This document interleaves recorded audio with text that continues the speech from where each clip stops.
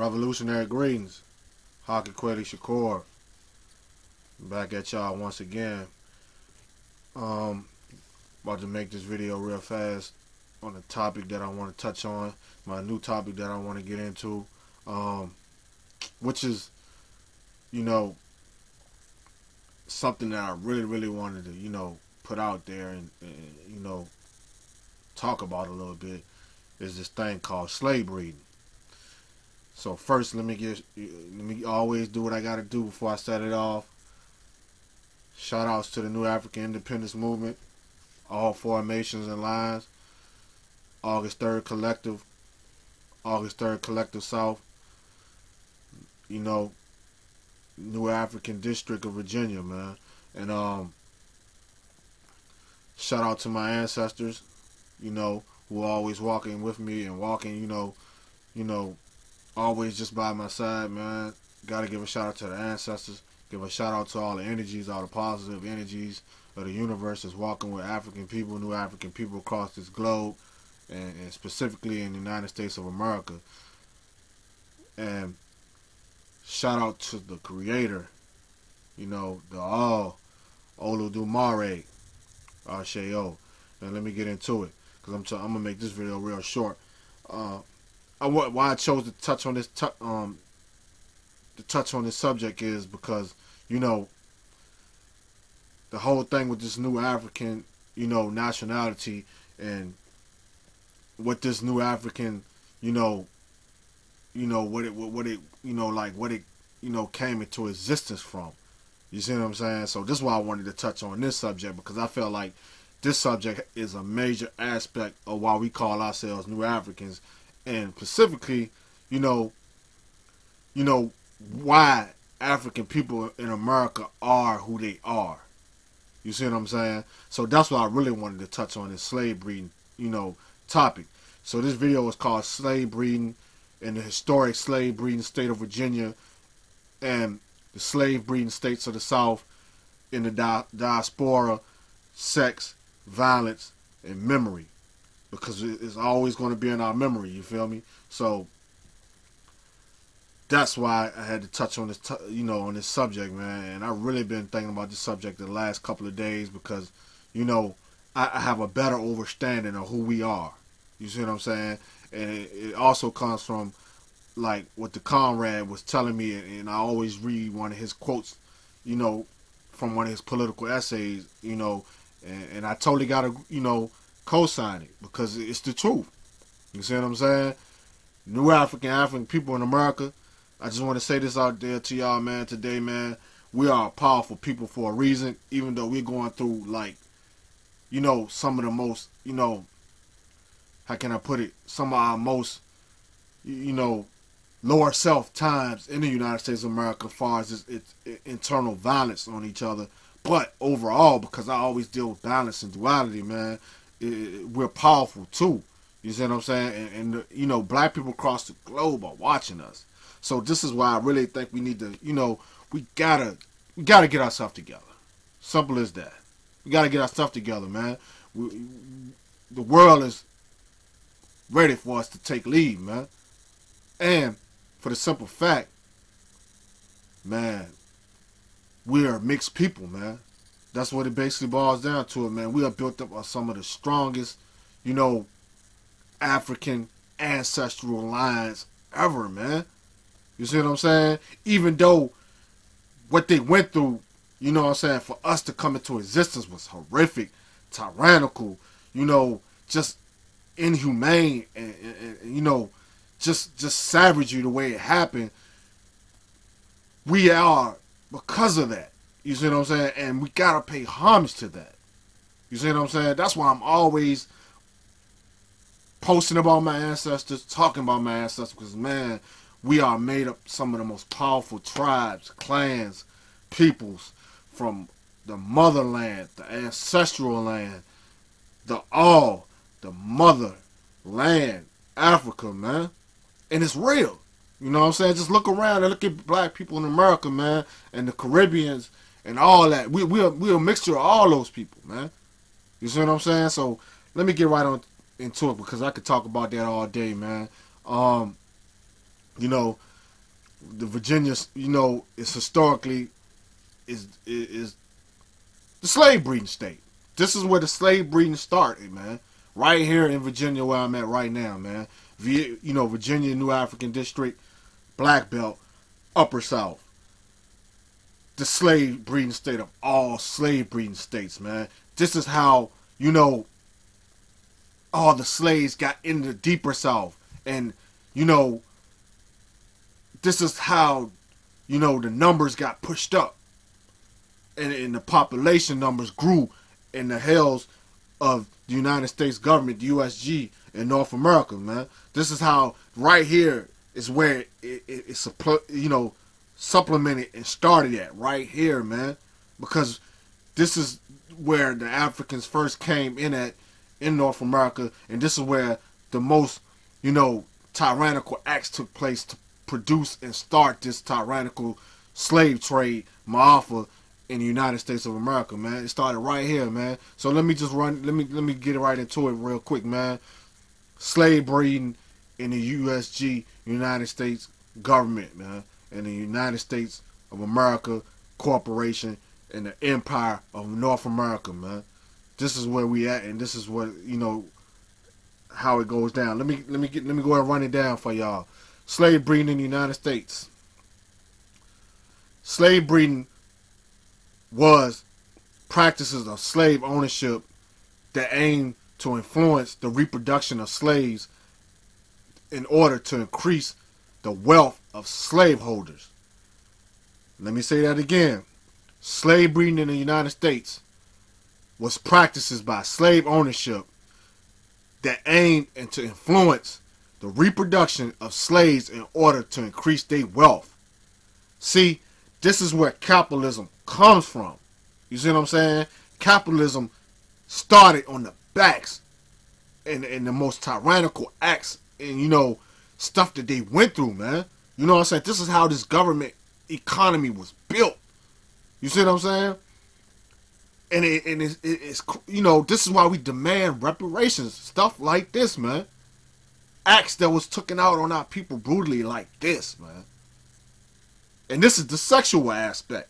You see what I'm saying? This is why I wanted to make this video. This is the sexual, you know, Holocaust and you know, dehumanizing acts that they went through. Especially our women.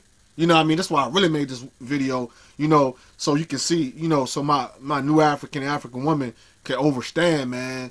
Y'all some strong, supreme energy life forces walking this earth, man. And we must pay homage to y'all, man.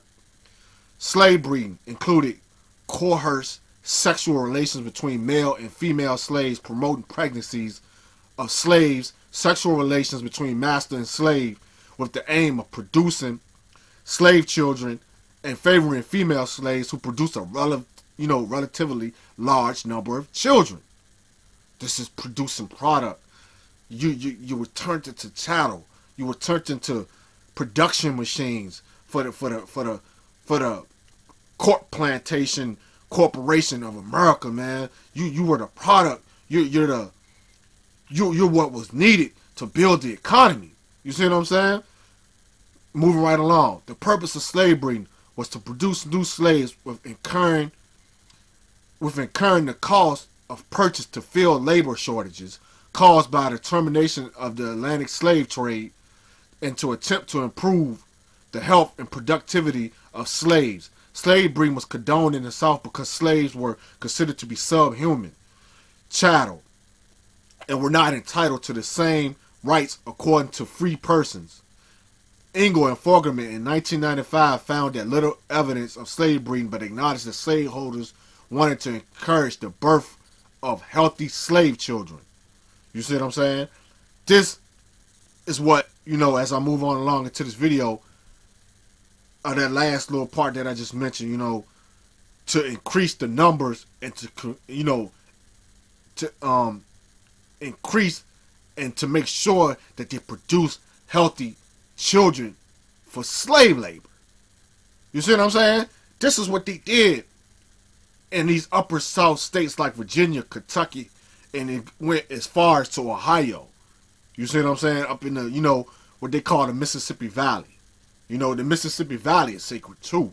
You know what I'm saying? Like the Mississippi River and the Mississippi Valley, you know, and the James River of Virginia. I can't leave that out because James River is the origin of slave trading in this court plantation business. But the Mississippi Valley, so sacred, it could be compared, and the Mississippi River can be compared to the Nile River of ancient Kemet. You see what I'm saying? This is how sacred this, you know.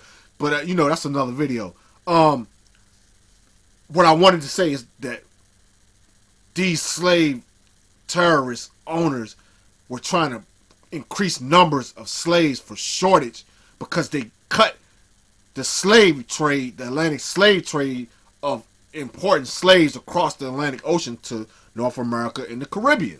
So when that got cut off, you see what I'm saying?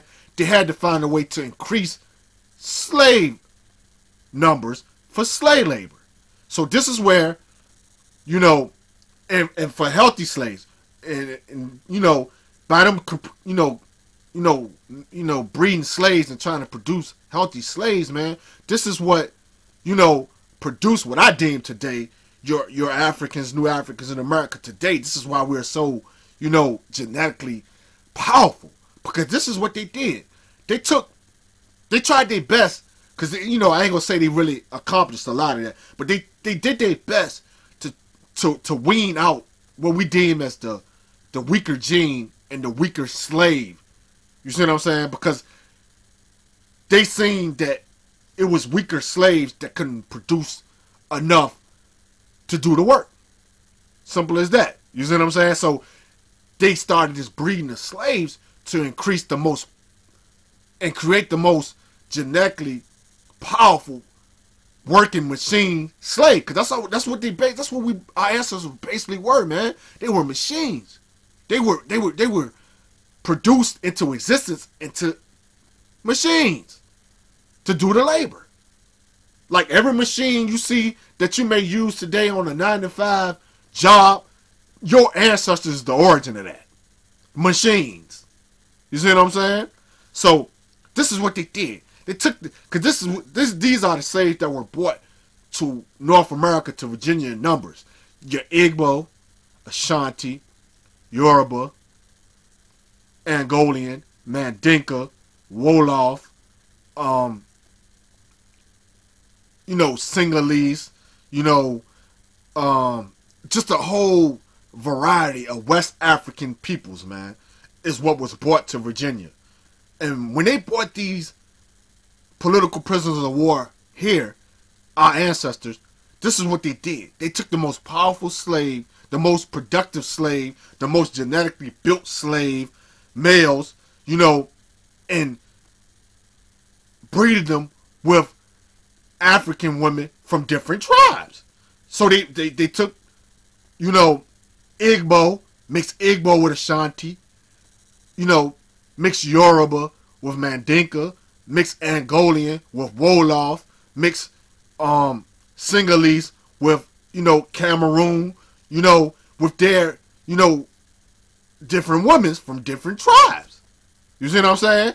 And by them doing this, this is what produced healthy and superior genetic genes and superior slaves, man. Which is, you know, basically males. The male species of, you know, Africans, black males in America today. You see what I'm saying? This is what created the new African. And also, I don't want to leave out, because you had your maroon peoples, your Haitian peoples, your Caribbean peoples, the slaves that were being breeded there, you know, they were also brought here. Slaves from the Caribbean were brought to America and was mixing with the slaves that were brought directly across the Atlantic Ocean to Virginia. Mixing Igbo with maroon, you know, mixing Ashanti with Haitians. You know, this is why we are so dynamic in the United States of America. This is why you have these Kobe Bryants. This is why you have these Michael Vicks. This is why you have Michael Jordans, your Magic Johnsons. This is why, you know, we have these dynamic, superior, powerful people in North America athletically. Because if you go if you look at Africa, man, you can see that our people were healthy and just, intelligently, supreme entities there in Africa. Because if you look at Kenya today, because some of them people got brought here too. It wasn't that many numbers, but a lot of people, from South Africa all the way into East Africa, a lot of those slaves got mixed up and was brought here too, man. Simple as that. Kenyans, Kenyans are known for the sprinting. They known for long running. You know what I mean? So this is what creates a new African. This is why we call ourselves New Africans. Man, the tyrannical acts of slave breeding created a new people that was forcibly removed from the motherland, the ancestral land of Africa, and brought here and was forcibly into breeding and interbreeding with, our ancestors from the Caribbean islands and from Africa, man. This is what produced the new African. Me, you, and every black person that's in North America today. This is why our features are so dynamic. This is why we look this way, man. This is why we don't look originally like our ancestors from back in Africa. Some of us do. Some of us have maintained that. No doubt. And also, I'm not going to leave out because some cats probably get mad, but the ancestors who are already over here in North America, Aborigines and your indigenous peoples, Olmecs and all that, we're a mixture of all this shit, man. Simple as that. This is what a new African is. So it's like when cats want to try to debate our nationality or whatever, we can just easily, just listen to the name New African, man. It makes sense. We even can take y'all stuff and put it in our stuff. It makes our stuff substantial. New African. Let me move on, man, because I don't want to take too long. Slaveholders look at the fertility of slave women as part of their productive and intermediately tried to encourage large families, man. The laws that ultimately ended the Atlantic slave trade came about as a result of efforts of abolitionists. Christian groups such as Society of Friends and all those type of cats. I ain't going to get into all that. At the same time that the importation of slaves from Africa was being restricted or eliminated, the United States was undergoing a rapid expansion of cotton, sugarcane, rice production in the Deep South and the West. Invention of the cotton gin enabled the profitability cultivation of short, stable cotton, which could be produced more widely than other types. This led to king cotton throughout the Deep South. Slaves were treated as commodity by their owners and traders alike and were regarded as crucial labor for production of the lucrative cash crops that fed the triangle trade, which was sugar, sugar,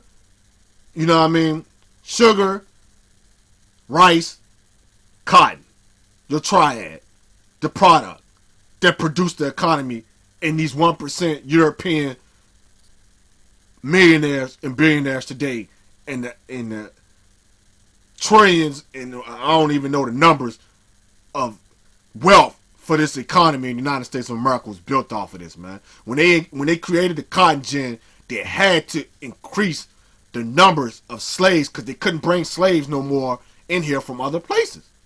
You know what I mean? And it was brutal what they did to our women, because they made our women from as low as ages of 15, 13, 12, 11. I'm gonna go as far as even some probably was 10 years old, man, because this shit was savagery. What this European was doing to us, man, just to make money off of us, man. You see what I'm saying? Crazy, man. I mean, like, it was really, really crazy. And at 15-year-olds, some of these black females, man, had 5 kids at one time, man, in a short amount of time. Like, soon as she had one, they started breeding her with another, African, just to keep them numbers going, man. Sexual, oppression, sexual tyranny. You see what I'm saying? Like, this shit was real, man. And let me move right on. Let me move right along as I move. Man, this shit was brutal, man. Like, y'all don't think y'all really know how brutal this shit was, man. And, let me move right along into the dynamics. That's what I really want to talk about. This little part about the dynamics, man. But first, let me finish this off by saying the interpretation of the African slave trade after 1807 limited the supply of slaves in the United States. The cotton gin expanded cultivation in the uplands of short stable cotton, leading to the clearing lands cultivating cotton through large areas of the Deep South, especially in the Black Belt, Republic of New Africa, baby, Black Belt. You know, the demand for labor in the area increased sharply, and internally slave market expanded. At the same time, the Upper South had an excess supply of slaves because of a shift to mixed crops agriculture, which was less labor intensive than tobacco. During this time period, the term breeding slaves, childbearing women, breeding period, too old to breed, etc. became familiar. Planters in the Upper South states started selling slaves to the Deep South, generally through slave traders from Virginia, Louisville, Kentucky on the Ohio River. Was a major slave market and port for shipping slaves downriver by the Mississippi to the South. New Orleans had the largest slave market in the country and became the fourth largest city in the U.S. by 1840. The wealthiest, mostly because of its slave trade and associated businesses. Man, that's history. That's new African history for you right there, man. The Upper South, the breeding grounds for slave breeding, man. This is how our population numbers got up.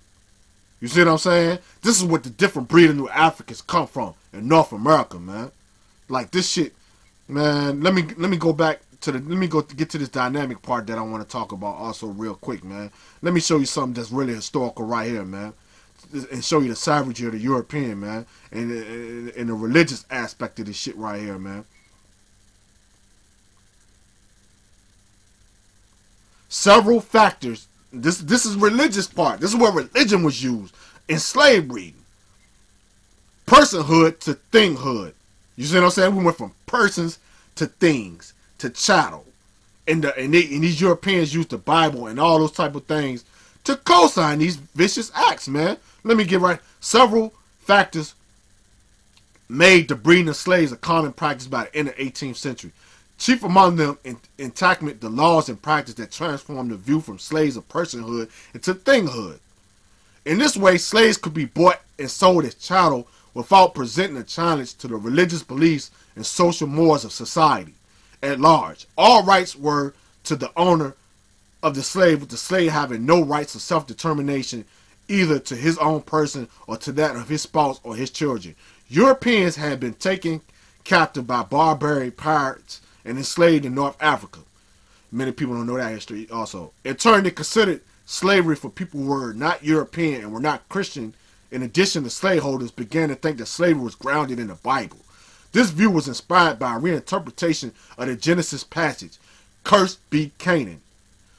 The lowest of the slaves shall he be to his brothers," Genesis 9. Ham, the son of Noah and the father of Canaan, was deemed the progenitor of the African people. Whites used the Bible to justify the economic use of slave labor. Subjugation of slaves was taken as a natural right of whites slave owners. The second class position of slave was not limited to a relationship with the slave master, but was to be in relation to whites. Slaves were considered subject to white persons. Man, in a study of 2,588 slaves in 1860 by the economist Richard Such, he found that on slave holdings with at least one woman, the average ratio of women to men exceeded 2.1. The imbalance was greater in southern states where access of women over men was 300 per thousand. Man, come on, man. Like, this shit was brutal. Like, that's savagery, man. You see what I'm saying? What they did to the black woman, man.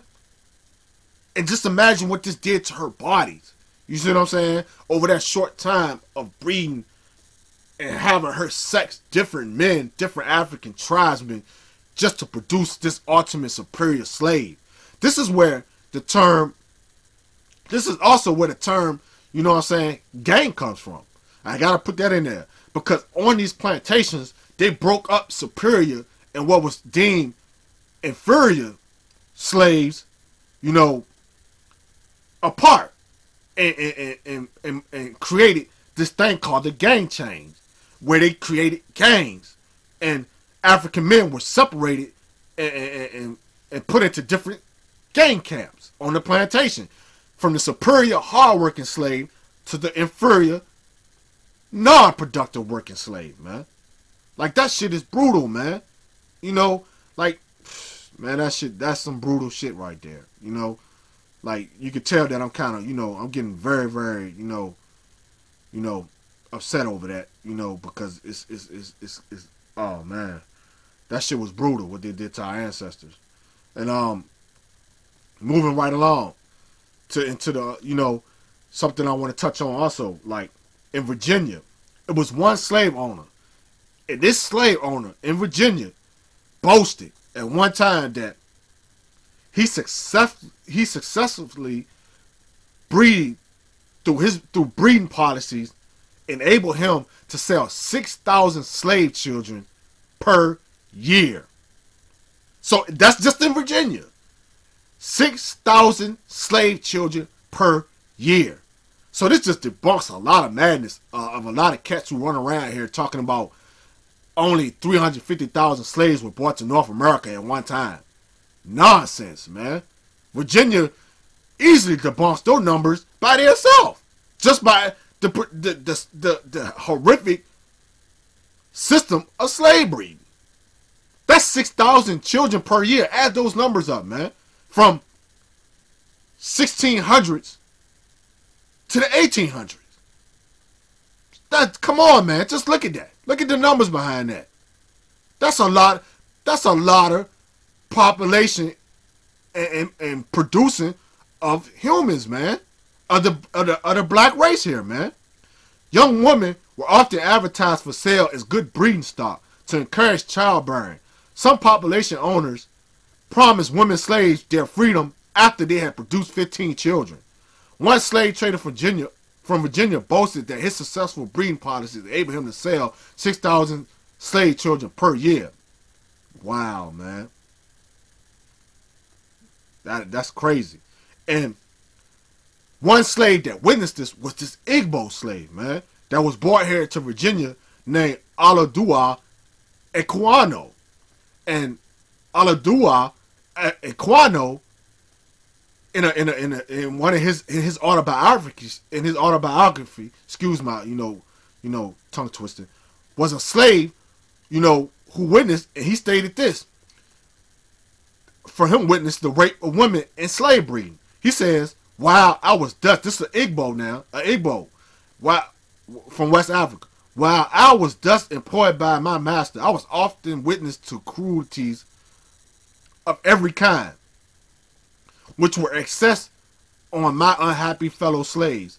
I used frequently to have different cargoes of new Negroes in my care for sale. It was almost a constant practice with our clerks and other whites to commit violent, depredatory on the chastity of the female slaves. And these I was, though with reluctance, obliged to submit to at all times, being able to help them. When we have had some of these slaves on board my master's vessels to carry them to other islands or to America, I have known our mates to commit these acts most shamefully, to disgrace not of Christians only, but of men. I have even known them gratify their brutal passion with females not 10 years old. That shit is crazy, man. She dare not refuse to be reduced to a state of adultery at will of her masters. Brutal, man. I'm talking about just brutal what they did to our women, man. Slave breeding, man. This is why we demand reparations. This violates human rights. You see what I'm saying? That is a violation of what they say today in the UN, in the international laws. That's violation of human rights, man. That's sexual crimes. You see what I'm saying? This is why we are who we are today. This is why some of these mentalities also are what we witnessing today in some of these mentalities, man. You know, it's just pure savagery, man. And I'm gonna put this article in my description block, called "Slave Breeding of the Deep South." If I can find it, it's another article that I couldn't really touch on in this video that I had seen on slave breeding, so you can get a better idea of what I brought forth to you today for our slave breeding, man. And it's going really in depth on the historic state of Virginia's slave breeding, the slave breeding state. You know why, why we are and who we are today, which is new Africans today in the hells of North America. You see what I'm saying? So I'm gonna put that in the description box as I shut this video down.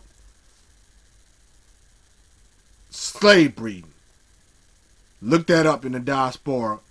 One of the most horrific acts and violatory acts that played a major aspect in the Ma'afa and in the diaspora of African people, period. This is terrorism. This is tyrannical. This is just all out brutal dehumanization of humankind, man. What our African ancestors went through in the slave breeding system. And this slave breeding system is what created your businesses, your economy, and the wealthy European elites that you have in the United States of America today, man. This is why the United States of America is the economic power that it is today, off of our ancestors being slave traded, sold, bought, and sexually terrorized into a system that created the new African that you see here today, man, which is black people in North America, man. History of violence. Black people been through the most historic violence ever and volatile acts ever that could be taken out on the people, man. This is why we are violent people in North America today. And we have these internal volatile problems in our community today. And the reason why we suffer from self-hate and predatory violent behaviors that you see displayed in our communities every day, while we murder and kill each other every day, man. Shit like slave breeding. And I'm gonna sign off right here, man. Haki Kweli Shakur, Cedar Gabriel Prosser, New African for life. Power to those who don't fear freedom, and power to those who refuse to remain freed up, man. Free the land. Rebuild.